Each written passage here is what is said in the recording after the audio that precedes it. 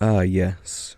You're wanting to learn how to play her, the bane of every support player's existence. The other demon, the one that hacks instead of freezes. Her, Sombra. Well, you're in luck because she's one of the DPS characters that I play a lot and that I get a lot of value out of when I play her, as she's actually much easier than people make her out to be. Sure, you need a good sense of where everything is on the map and where to put your translocator, but other than that, she's an absolute beast of a DPS hero. Once you've got these steps down that I'm going to talk about in this video, you'll see yourself climbing the ranks in no time, getting out of bronze and climbing all the way up to diamond, even possibly masters and grandmasters. But first, I'm going to ask you to subscribe and leave a like on this video, as I want to continue making Overwatch 2 related content that's not only entertaining, but educational too. My first piece of advice for Sombra is actually a very simple thing and something that you should be doing for every single character in the game. This is going to be learn the maps and where the health packs are on each of them. Now this doesn't have to be the mega packs,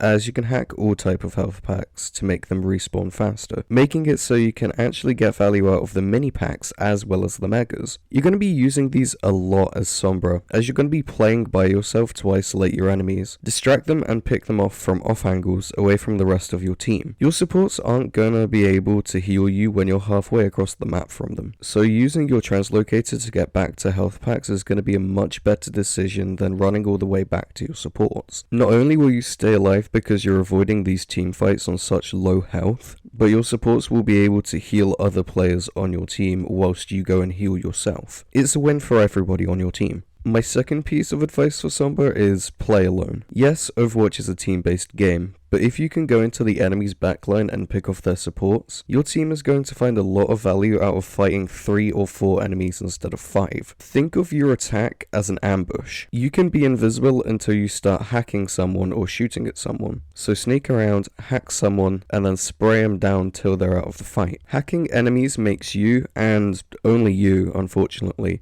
do more damage to them. So the pattern is hack, damage, and then if you can't win the fight, use translocated to get back to a health pack. 9 times out of 10 you will be able to get a pick onto the enemy supports or the overextended enemy DPS, so don't be afraid to ambush. Alternatively, if your team is fighting in a big group, flank the enemies and create the off angle. If you're attacking from behind, the enemies are likely to start attacking you instead of the rest of your team, lowering their defense and making them a lot easier to kill. And because you have a get out of jail free card with your translocator, when you start to get into a dangerous situation, you can just leave the fight entirely. My third piece of advice for Sombra is to know when to use your ult. There are times where a lot of Sombra players use EMP just for the sake of using it, which can be useful sometimes. Just ulting to finish off a few enemies that are close to each other is pretty good, as it can stagger the enemy team, but the most effective way to use your EMP is in the huge team fights. Remember, your ult does more than just disable enemy ults and abilities. It brings the enemies that have been hacked down to practically half HP and makes them easier for you to kill because they're hacked, meaning they take more damage from you in particular. That 25% extra damage that you get on hacked enemies is such a valuable thing when it comes to securing kills.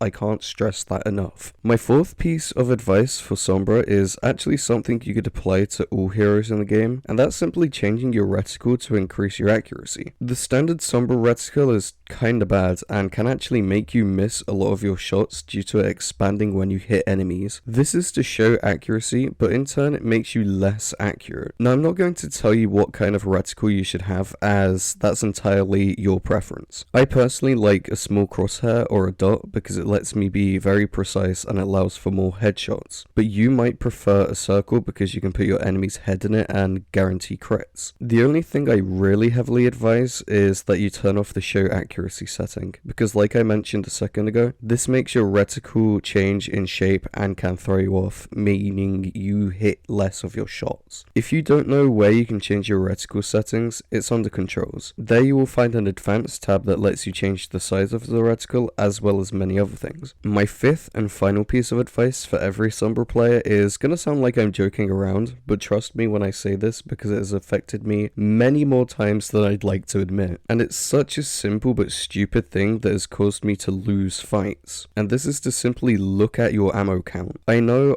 it's such a small thing, but making sure you're on the full 60 bullets in your gun instead of something like 40 or 30, because the truth is that you're going to be missing shots. So having that extra ammo in your mag is just going to make it much easier for you to secure these picks on the backline. So just remember, when you translocate back to the health packs, hit your reload button. Trust me, this is such a small and simple thing, but it can be a big deal when you're trying to secure picks on the backline. I think that just about does it for my guide to playing Sombra. As like I mentioned in the beginning of this video, a lot of people make her out to be this difficult, overcomplicated DPS with so many things that you have to learn, when in reality she's probably one of the easier DPS characters to get into. She's one of these heroes that you can learn with little to no effort because her translocator is a get out of jail free card, and because she can absolutely shred unsuspecting enemies. Her hack gives you a 25% damage increase onto hacked enemies, making her do around 185 damage per clip without crits. With crits, this number is much higher. Her ult is also one of the most useful ones in the game, as it deals a lot of damage and disables enemies' abilities for a short period of time, making it super easy to get team kills if you hit everyone on the enemy team with it. Sombra's whole gimmick is